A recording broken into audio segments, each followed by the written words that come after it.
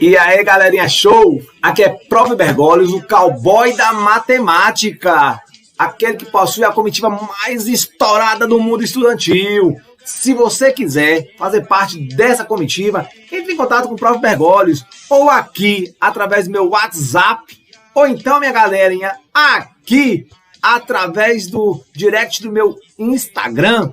Estarei aqui esperando vocês. E aproveite agora para ver nossa próxima aula. Se liga, é top!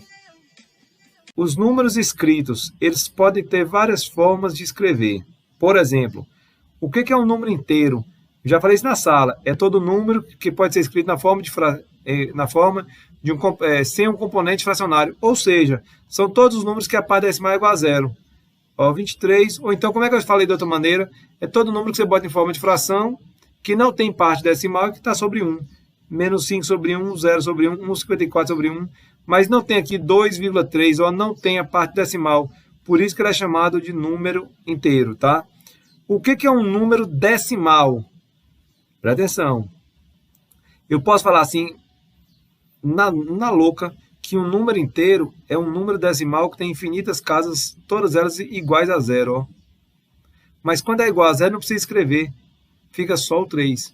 Então, não deixaria de ser um número decimal. Mas, na verdade, o que é um número decimal? É todo número que usa uma vírgula indicando quem é o algarismo a seguir na parte das ordens das décimas, ou as casas decimais. É todo número que tem algum algarismo depois da vírgula. Por exemplo, 2,34. Quem é que está depois da vírgula? O 34. Menos 51 sobre 3.241. Quem é que está depois da vírgula? 3.241. É 0, esse tanto de número aí, ó. 2352, 365214. E eu botei reticências. Se eu botei reticências, ó, o primeiro só tem 2 casas decimais. Olha que massa. O segundo tem 4 casas decimais. O terceiro eu posso falar que tem infinitas casas decimais. Ô, Berg, a fração 7 sobre 2, não entendi. Se você pegar o 7 e dividir por 2, vai dar 3,5. Tem uma casa decimal, então é um número decimal. O π que vocês conhecem, lembra? Quem é que lembra aí para mim o valor de π, por favor? Esqueci aqui agora.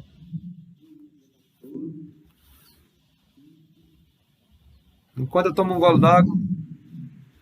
Quanto? 13,14. Show, Biel. Beleza.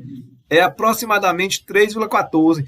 Só que esse 3,14 tem reticências e tem infinitas casas decimais. Ou seja, nós quando usamos no vestibular, nós utilizamos o 3 sozinho, o 3,1 ou 3,14. Não precisa das outras casas decimais. Mas aí é um número decimal também, tá? Isso é o número decimal. Agora, olha que massa. Nós temos número decimal exato e número decimal inexato. Só para diferenciar. O que é um número decimal exato? É que não tem reticências na casa decimal. E um número decimal inexato é quando na casa decimal tem infinitas casas decimais. Por exemplo, deixa eu apagar aqui para vocês verem, ó. Esse número aqui, ó, tem reticências, tem infinitas casas decimais. Esse π aqui, que Biel falou perfeitamente, 3,14 reticências. Ele tem infinitas casas decimais. Esses dois números aí são chamados número decimal inexato. Agora, o menos 51,3241, você vê que parou no 1. 2,34 parou no 34. 7 sobre 2 é 3,5, parou no 5. Eles são chamados de números decimais exatos. Berg, qual a diferença, pelo amor de Deus? O número decimal exato, presta atenção, o número decimal exato, ele pode ser transformado em fração. De que maneira? Quer ver? 2,34. Tem quantas casas decimais? 2. Eu posso escrever o 234 e botar aqui dividido por 100. Por que 2 zeros? Porque tem 2 casas decimais. O número é menos 51,324. Eu escrevo aqui, ó, menos 51 e boto 32,41. E boto sobre. Esse número aí tem quantas casas decimais? 4. Se tem 4, eu vou botar 4 zeros embaixo. Então é sobre 10.000. Tá aí, ó.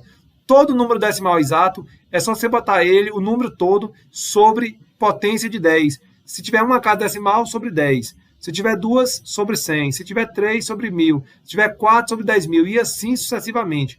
A quantidade de zeros quer dizer que é a quantidade de casas decimais. Ponto. Agora, o número decimal inexato, nós temos dois tipos. Olha que massa, como um puxa o outro, tá?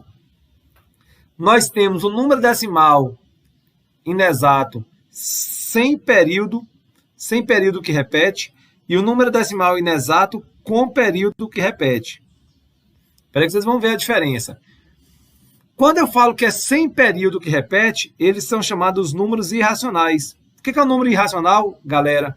É todo número decimal inexato que não tem período que repete. Exemplos, as raízes inexatas, ó, raiz de 2, raiz de 3, raiz de 8, ó, igual esse aqui, ó, que é reticências, mas o 2, 3, 5, 2, 3, 6, 5, 2, 14, não tem ninguém repetindo para mim deduzir quem é os próximos.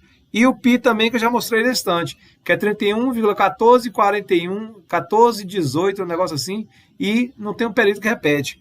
Mas, por que eu estou comentando isso? Para vocês saberem o que é número irracional e vocês saberem que o número decimal inexato com período que repete, são as nossas famosas, ó que massa, chamadas dízimas periódicas. Ou seja, o que é isso? Esse número, que é uma dízima periódica, ela tem um período na casa decimal que repete. Por exemplo, ó, todos eles têm reticências, tá vendo? Na letra A, o 15 que repete, ó. Na letra B é o 3 que repete. Na letra C é o 5 que repete.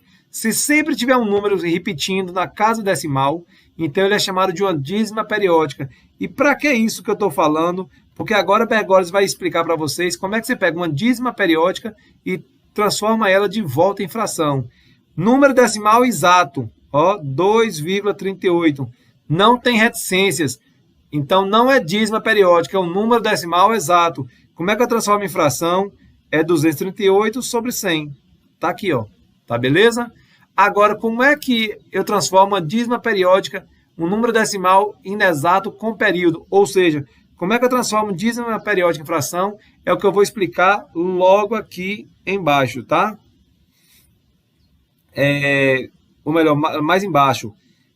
Quais são os números irracionais mais usados no vestibular?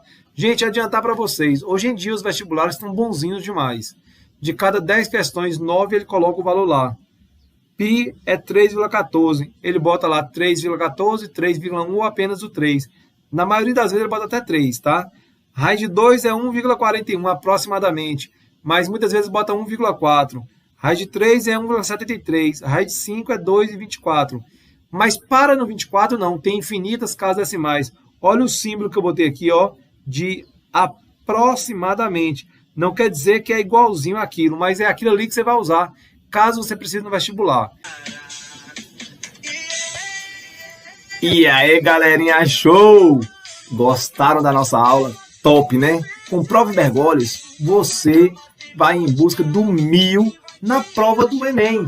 E eu posso te ajudar também na sua banca, no seu concurso, na sua escola, onde quer que você estiver. Procure Prof. Bergoglio. E para isso, você pode se especializar mais ainda em matemática. De que maneira? Assistindo mais vídeos, mais aulas, mais dicas de Prof. Bergoglio. Onde, Prof. Bergoglio? Onde?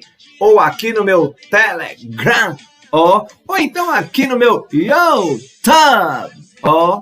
Mas ao entrar no meu YouTube, não se esqueçam, inscrevam no canal do Prof. Bergoglio e ative o sininho, galera. Os sininhos, para que toda vez que tiver vídeo novo, você possa ser avisado onde quer que você esteja. Então, tá interessado nas aulas de Prof. Bergoglio? Nos procure. Estou aqui para fazer você aprender matemática e brocar em qualquer lugar que você for, tá beleza? Tamo junto, minha galera.